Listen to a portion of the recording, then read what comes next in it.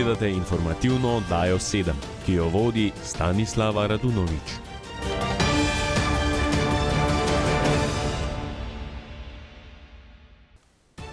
Spoštovane gledalke, cenjeni gledalci, pozdravljeni v informativni oddaji 7.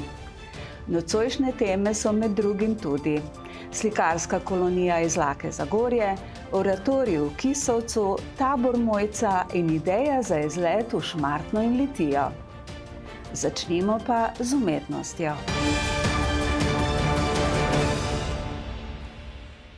V Zagorju je te dni potekala že 56. slikarska kolonija Izlake Zagorje. Prejšnji petek so v galeriji Medija predstavili slikarje, udeležence letošnje slikarske kolonije. O dogodkih, ki jo spremljajo, in sodelujočih je spregovoril umetniški vodja kolonije Milan Razboršek. Zdaj smo že v drugem dnevu odvijanja naše 56. kolonije. Na tej koloniji sodeluje letos 11 slikarjev. Kot je bilo že v samem programu prej navedeno, nekako smo krepko ukrepili žensko kvoto, tako da prevladujejo ženska populacija, kar je seveda vse z naše strani v redu. Druga značilnost je pa mogoče ta, da se je to pot povprečna starost kolonije malo znižala. Tudi mlajša generacija je prisotna zelo, tako da to so mogoče ene take bolj specifike. Drugače pa isto prihajajo slikarji, ne bom zdaj našteval, z različnih koncev oziroma Evrope, lahko rečemo v tem primeru, tudi sveta, kajti zopet smo realizirali projekt preko Slovenske izseljenske matice in smo pač povabili iz Buenos Airesa slikarko, ki je slovenskih korenin, in tako da tudi to nekako poslanstvo gojimo naprej. Drugače pa ja, vseh 10 dni poskušamo čim bolj nekako povezati in nekako ljudem pač upozoriti na to, da se dogaja nekaj. No in današnji dogodek je bil že eden takšnih, ko smo predstavili seveda našega rojaka Dušana Kastelica z filmom in pa z predstavitvijo tega nagrajenega oziroma pač filma Celica, pa seveda ob tej prejemu Prešernove nagrade oziroma nagrade Prešernovega sklada. No, tudi letos se boste pa družili z mladimi. Ja, to pa zopet sodelava z Društvom prijateljev mladine. Naša članica sveta kolonije, zelo dobra učiteljica Artakova, je nekako mentorica oziroma vodja tega projekta in vabljeni vsi otroci, če že niso obveščeni, naj bodo po tej poti tudi obveščeni.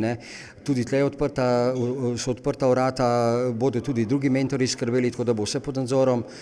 Moram pa reči, da glede na izkušnje, mi smo to začeli pred enimi 5 leti poskusno, čistko, in že prvo leto brez vsakega pripravljenosti je bil tak velik odziv, da smo se zdaj bolj organizirali, tudi v sodelovanju, kot sem rekel, z Društvom prijateljev mladine. V nadaljevanju večera se je Roman Rozina pogovarjal z Dušanom Kastelicem, umetnikom, čigar dela so prav tako zasnovana na likovnem ustvarjanju. Med pogovorom so predvajali tudi Kasteličeva najbolj znana animirana filma Čikorjo in kafe in Celico. Tudi naslednja novica je povezana z znanim slovenskim ustvarjalcem.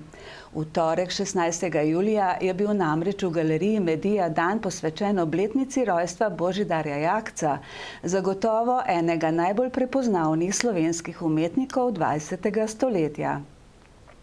Vlado Poredoš je sinovoma poskrbel za odlično glasbeno vzdušje, z nagovorom pa je obiskovalce na začetku pozdravil minister za javno upravo Rudi Medved.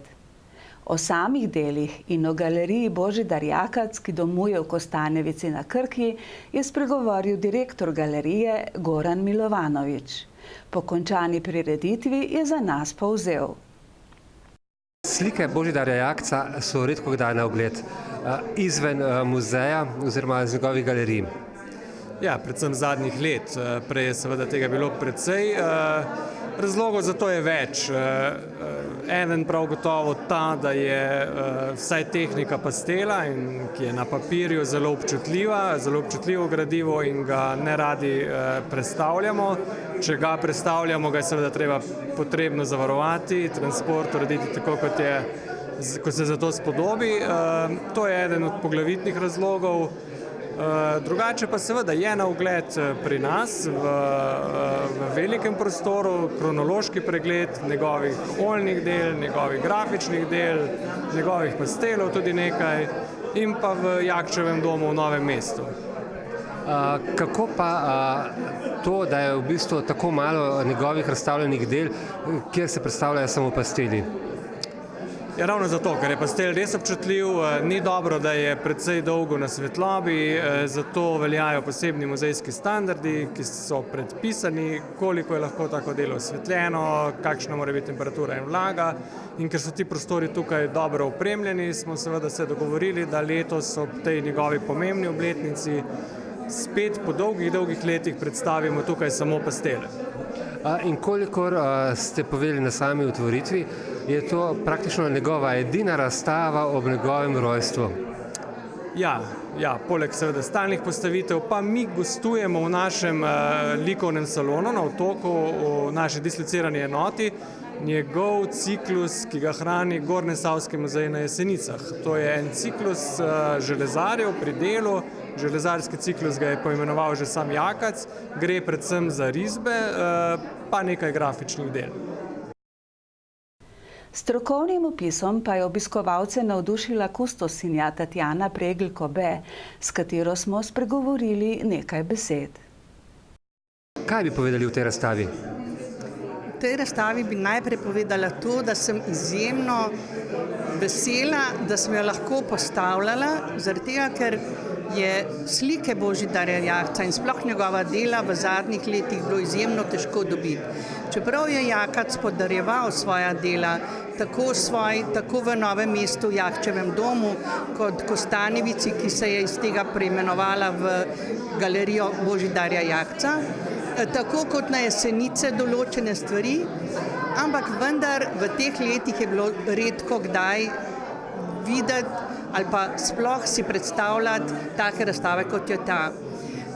Pred približno 30 leti sem postavljala njegovo razstavo v Kanalu ob Soči v galeriji Rika Dvenjaka, kjer sva skupaj izbirala grafike, po katerih je najbolj znan, risbe in redke pastele. Tako da sem imela nenehno željo potem, da nekje izberem pastele, take, ki so ljudem všeč, ki so bile njemu všeč in ki so resnično manj znane kot njegove grafike, njegovi portreti, njegovi partizanske risbe, Titovi portreti in tako naprej. In tokrat mi je uspelo v sodelovanju z galerijo Božidar Jakac v Kostanjevici oziroma z direktorjem, ki mi je veliko pomagal, Goranom Milovanovičem, postaviti razstavo, ki je pred nami. To je 26 del pastelov. V enem prostoru so vsa njegova potovanja. On je veliko potoval v svojih letih od predvojne do konca življenja, potoval 2-krat v Ameriko, potoval v Afriko, Pariz, Norveško, vse posod in od tam tudi z ladje, kamorkoli je šel, slikal ogromno pastelov. Seveda pa je ostal zvest svoji Dolenjski, to je v drugem prostoru, kjer je velik prostor posvečen njegovemu Novemu mestu, Dolenjski sami kot taki, pa tudi Bujam in Hrvaški, od kjer so njegovi predniki pravzaprav prišli. Piko na i sem pa postavila na nek način njegov avtoportret, eden mnogih avtoportretov iz leta 1947 in 2 zanimiva portreta, en portret postreščka in en portret kmeta. Tako na nek način predstavljen pasteli, tokrat za njegov rojstni dan, pravzaprav edinkrat v Sloveniji. Prejšnji teden je potekala uradna predaja prenovljene regionalne ceste od Ambrusa do Žvirč. 5-kilometrski odsek pomeni pridobitev na kakovosti vožnje in povezanost krajev občin Ivančna Gorica in Žužemberk. Vodja sektorja za upravljanje cest na Direkciji Republike Slovenije za infrastrukturo magistra Gordana Grahek je povedala, da je vrednost naložbe preko 1,5 milijona evrov. Prenova pa je potekala v 3 fazah, z začetkom že v letu 2015. Cesto so pri tem tudi razširili, uredili prometno signalizacijo ter ustrezno odvodnjavanje in postavili varovalno ograjo. Na dogodku ob uradni predaji sta bila župan občine Ivančna Gorica Dušan Strnad in župan občine Žužemberk Jože Papež. Oba sta izrazila zadovoljstvo o prenovljeni cesti, ki bo omogočila tudi hitrejšo povezavo iz smeri Kočevja proti Ljubljani, hkrati pa predstavlja še enega od zglednih sodelovanj Ivančne Gorice in Žužemberka. V tem tednu se je že 10. leto zapored odvijal oratorij v župniji Kisovec. Obiskali smo jih na predzadnji dan, to je na četrtek, med delom v delavnicah in pred odhodom na veliko igro. Več o letošnjem dogajanju pa kisovški župnik Janez Mrak. Oratorij poteka vsako leto po približno istem scenariju, pač traja 5 dni, vsak dan otroci pridejo in tudi odidejo potem domov, traja vsak dan od 9 do 3 in je to kar zelo naporen, stresen program, ampak tudi veliko veselja. Otrok je prijavljenih 73, no, nekateri so že žal morali oditi, nekateri so naknadno prišli. Animatorjev pa je okrog 15-20, pač tukaj je težko prešteti čisto točno, ker zelo veliko animatorjev sodeluje že v pripravi na oratorij. Potem pa, ko sam oratorij poteka, rabimo seveda animatorje, nekateri spremljajo skupine, nekateri imajo delavnico, nekateri animatorji so ves dan z nami, kakšen samo polovičen čas. V glavnem pomagajo, kolikor morajo in z veseljem pomagajo. Odkje pa so otroci? So to takšni, ki tu v Veruku obiskujejo ali kje drugje, ali morda tudi kakšni neverujoči? Torej, večina otrok je res iz Kisovške župnije, pa nekaj tudi iz Šentlambertske župnije, iz Čolnišč, pa tudi se najde kakšen iz Zagorja, pa iz področja Svete Gore ali mogoče celo iz Lak, torej pač iz okoliških župnij. Načeloma vzamemo vsakoga, večina jih hodi k Veruku, se pa najde v mestu tudi kakšen, ki ne hodi k Veruku, pa ga to veselje tako prevzame, da se z veseljem pridruži. Mi ga pa z veseljem vzamemo. In imate plan tudi še za zaključni izlet? Ja, no torej, edina izjema letošnjega oratorija je ta, da bomo še šli na izlet, ponavadi je to že sredi tedna. No, mi bomo pa letos izjemoma naredili za zaključek izlet, potem pa se vrnemo v domačo župnijo, pa naredimo potem še slovesno mašo za zaključek. V množici dobro razpoložene mladine smo poklepetali z nekaterimi udeleženci. Kaj vam je najbolj všeč pri oratoriju? Meni so najbolj všeč delavnice. Kakšne pa? Športne. Športne so mi najbolj všeč. Zato, ker veliko športam. Meni je pa velika igra, zaradi tega, ker ponavadi hodimo po Kisoci ali pa po Lokah. Meni je tudi velika igra, pač najbolj všeč. Kaj pravzaprav pomeni velika igra? Imamo različne točke, otoke in pol moramo kaj priti in imamo nalogo, pa dobimo žetone ali pa točke za to. In pa nam napišejo in pol zmagovalce določijo. Tisto ima največ točk ali žetonov. Meni so pa najbolj všeč vodne igre, zaradi tega, ker pridejo gasilci pa nas špricajo, pa ker zaradi vodnih balonov, pa ker imamo drčo. Ste v oratoriju sklenili kakšna nova prijateljstva?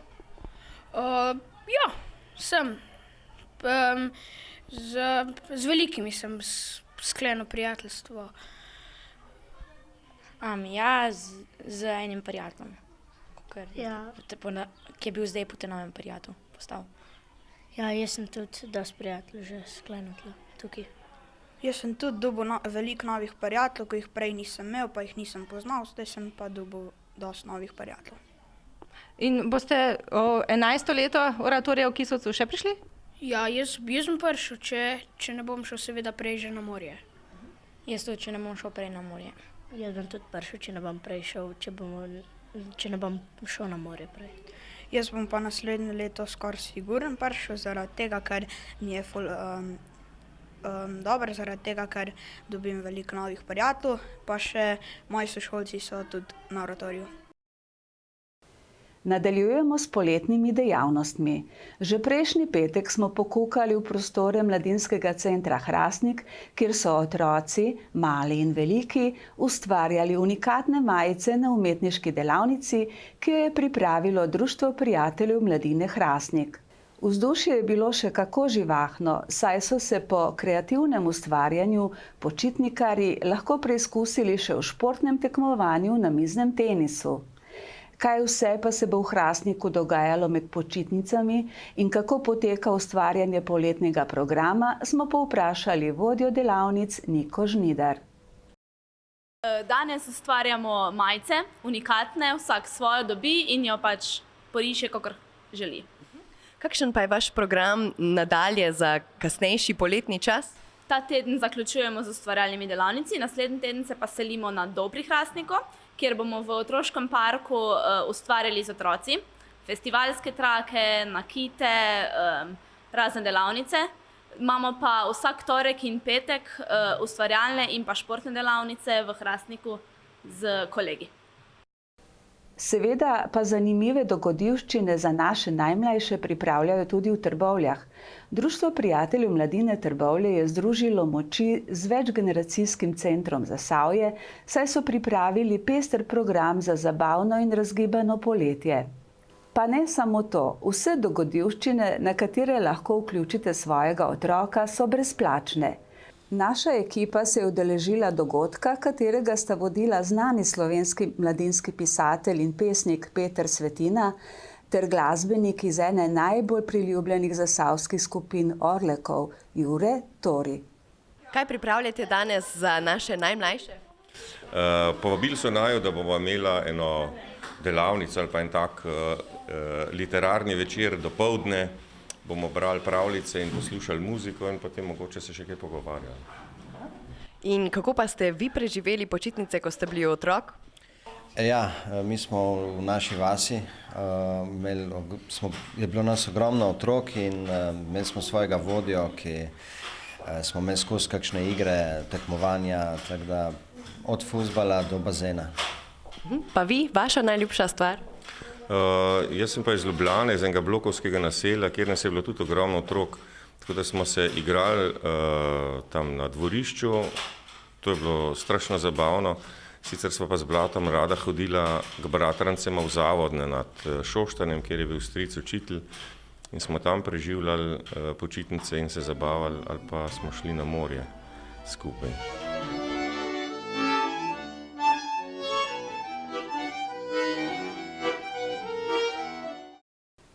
Tudi v letošnjem juliju, tokrat že 8., je Rotary klub KUM Zagorje organiziral 9-dnevno druženje otrok v Zasavju in njihovo udeležbo na taboru Mojca v Dolenjskih Toplicah. Iz Zasavja so se druženja udeležili učenci osnovnih šol od Litije do Radeč, iz tujine pa so prišli iz Brčkega, Zrenjanina, Ulcinja in Doboja. 27 otrok, 15 iz tujine, je tako spoznavalo najprej Zasavje, obiskali so steklarno Hrastnik, skakalni center Kisovec, KUM in poskusili dobrote kuharskega mojstra Lojzija Čopa na Podkumu, vmes so obiskali Ljubljano in Bled, nato pa se pridružili večji skupini otrok v taboru Mojca. Skupaj 206 mladih je uživalo v aktivnostih na temo gasilstva in pripravljalo zaključne nastope zadnjega dne, ko se je bilo kar težko posloviti od novih prijateljev. Otroci v Zagorju imajo med počitnicami številne možnosti, da se naučijo kaj novega in se hkrati zabavajo. V Potoški vasi poteka šola jahanja, ki ga organizira konjeniški klub Potoška vas. Kako potekajo aktivnosti in kaj vse se v šoli jahanja dogaja, nam je zaupala predstavnica kluba Petra Nikolič Hudomalj. Konjeniški tabor v Potoški vasi počasi postaja stalnica v razvoju in šolanju otrok in šole jahanja. Koliko časa že traja? Zdaj imamo to že 4. leto zaporedoma. Začeli smo z zimskim taborom, zdaj imamo pa v bistvu samo poletne. Poletni tabori, to jih je verjetno več. Koliko jih pride na leto in pa koliko otrok se počasi udeleži teh taborov? Organiziramo od 4 do 6 taborov na leto med poletnimi počitnicami, letos jih imamo 5. Udeleži se jih pa od 10 do 15 otrok na tabor, na en termin. Kakšna pa je starost teh otrok? Nekje se razdelijo v 2 skupine, od 5 do 7 let in potem od 8 do 12. Povprečje bi jaz rekel, da je okoli 10 let. Seveda, ker pa govorimo o konjih, tu za nami je kar nekaj. Koliko imate dejansko teh šolskih konj in pa katerih pasem so? Šolskih konj imamo 8. Zdaj počasi jahujemo še nove, tako da jih bo kmalu 10.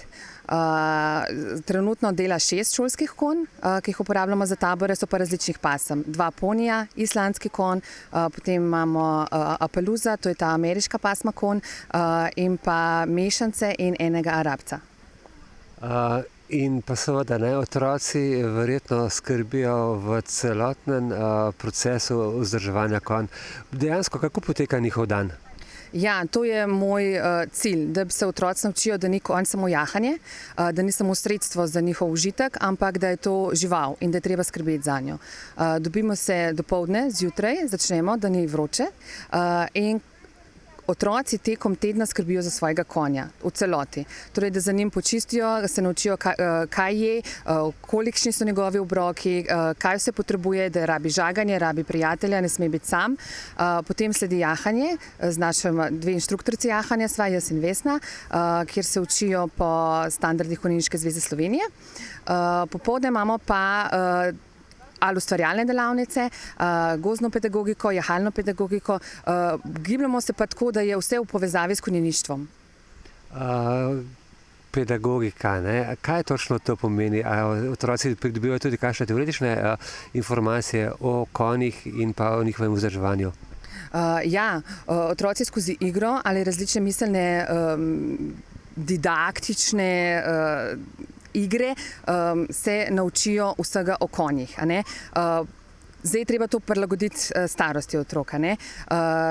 To pomeni, da se v bistvu cel dan učijo, čeprav ne vejo, da se učijo. Probamo jim približati stvari na tak način, pa da si bodo še vedno vse to zapomnili in nosili s sabo. Kako se otroci počutijo, pa smo povprašali 2 mladi udeleženki. Kako ti pa všeč jahanje? Kar zelo. Kaj ti pa pri konjih najbolj všeč? Ko delamo kas, pa galopiramo, pa to.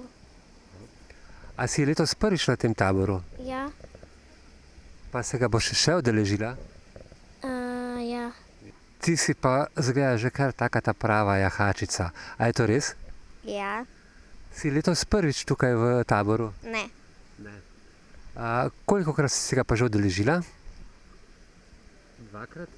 3-krat. 3-krat. Kaj ti pa najbolj zabava na konjih, pri konjih? Da se imamo fajn, pa ker so konji zelo lepe živali, da se skupaj tiškamo, pa ker je fajn jahati. V soboto 13. julija se je prostovoljno gasilsko društvo Podkum veselilo nove pridobitve.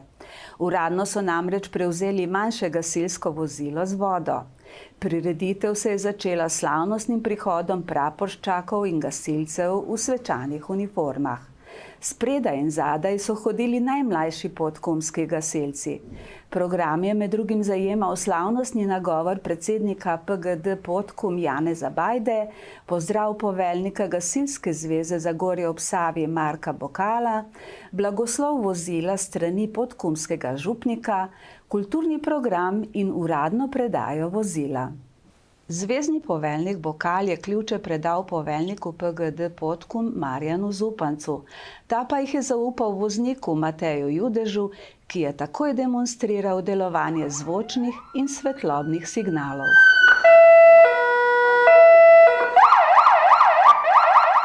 V kulturnem delu so nastopili harmonikarji z znanimi melodijami, podkumski pevci, radeške mažorete in pihalni orkester Sveja Zagorje. Po uradnem delu je sledila gasilska veselica z ansamblom Dori. Današnji predlog za izlet sta Litija in Šmartno pri Litiji. O rudniku Sitarjevec s edinstvenimi kapniki smo že poročali, tokrat pa se bomo dotaknili še nekaterih drugih zanimivosti. Ali veste, kaj imata skupnega Litija in arhitekt Jože Pečnik? Verjamem, da marsikdo ne ve, nekdo pa bo le uganil. No, kot vidite, tukaj za mano se nahaja Plečnikov spomenik NOB, ki je zgrajen leta 1951. Ko si bomo spomenik bolj natančno ogledali, bomo nadaljevali potovanje, pravzaprav naš današnji izlet, po Valvazorjevi ulici med starimi mestnimi hišami. Ogledali si bomo najstarejšo, kot pravijo, hišo v Litiji, to je Farbarjev turn ali pa tudi Litijski turn. Nadaljevali bomo z ogledom Litijske štirne in potem bomo počasi šli proti Šmartnem pri Litiji, kjer si bomo ogledali staro mestno jedro z neogotsko cerkvijo svetega Martina s tako značilno opečnato zidavo. Srce Litije je Valvazorjev trg z okolico. Staro mestno jedro se je pod hribom Sitarjevec stisnilo okrog farne cerkve svetega Nikolaja. Središčno mesto trga zavzema lepo urejen, impozanten Plečnikov spomenik NOB. Zanimiv je sprehod mimo starih hiš z zanimivimi pročelji, številnimi detajli, ki spominjajo na stare čase, strehe, dimniki, okna, zunanjost fasad, vse to priča o časih, ki so minili. V zgodovinskih virih Litija svojo okolico sodi med zelo stara naselja. Cerkev svetega Nikolaja s svojim videzom in zvonovi ter župnija značilno fasado dajeta staremu mestnemu jedru posebno noto. Pred leti je bila cerkev preurejena in dobila novo fasado. Skoraj nasproti cerkve je Farbarjev dvorec ali dvorec Turn ali pa tudi Farbarjev grad iz 16. stoletja. Dvorec je močno prezidan, na njegovem pročelju pa se je ohranila sončna ura. V njem sta ustvarjala skladatelj Peter Jereb in slikarka Mira Pregel. V bližini turna se nahaja tudi Litijska štirna z značilno ročko in skledasto oblikovano odtočno posodo. Nekoč je bila pokrita in je imela tudi javno razsvetljavo. V Litiji vode ni nikoli primanjkovalo. Šmartno pri Litiji je do leta 2002 bilo del občine Litija. Tudi Šmartno se ponaša starim mestnim jedrom, ki se je formiralo okrog mogočne neogotske Martinove cerkve. Cerkev svetega Martina stoji na osrednjem trgu na mestu, kjer je prvotno stala stara župnijska cerkev, prav tako posvečena svetemu Martinu. Staro cerkev so leta 1899 podrli, ker je postala premajhna in na njenem mestu pričeli graditi novo pod vodstvom Ivana Lavrenčiča, župnika in dekana v Šmartnem. Nova cerkev je bila posvečena 15. septembra 1901. leta. Tako zunanjost kot tudi njena notranjost je veliko bolj skromna od baročnih cerkva in prav zato še posebno lepa. Še veliko je ostalo nepovedanega o Litiji in Šmartnem. Vzemite si čas in videli boste, kako lepo in zanimivo je v teh krajih. Toliko za danes za vas od nas v tem julijskem tednu. Kjerkoli ste, uživajte in seveda ne pozabite spremljati naših oddaj. Nasvidenje do prihodnjič.